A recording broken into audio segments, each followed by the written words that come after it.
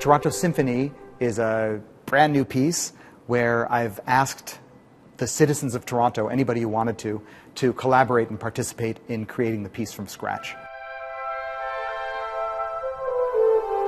The first part of the piece is a combination of real sounds from the city. I asked people to record their favorite sound of Toronto, the sound that they liked the least. Maybe the sound of the ferry, the sound of the marketplace, the sound of a tram, the closing of the doors of the subway.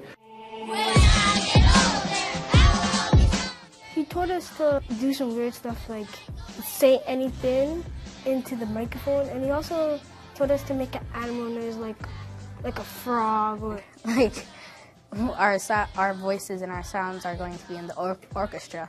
I'm really excited.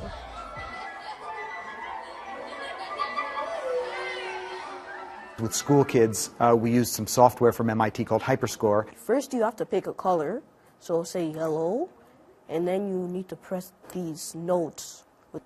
Choose what instruments you want, then you have to put the notes where you want to put them. And the orchestra comments on these, and we go from a real subway sound to the trumpet taking over the subway sound. Sounds in the strings that all of a sudden turn into the beach.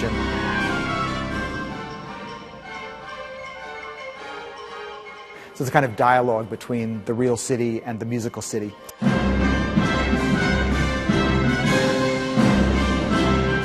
I asked people to make their own version of the finale with an app where people could change the structure by bending a line.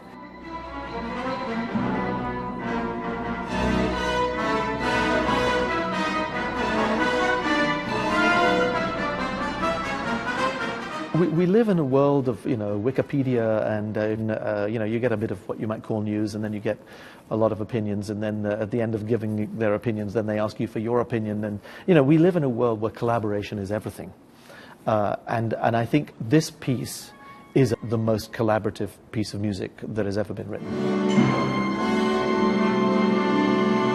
Music has always been tied up with technology ever since people realized that you could bang on stones, and that was a way of making rhythms that were more precise than if you just clapped, or Stradivarius violins are unbelievable technology for making these 4 strings project to 2,000 people in a room. Social media and electronic communications make it possible to connect to anybody and to send information to anybody. I think we need to build every possible situation that we can so that there's a much more fluid communication between people listening and the people making.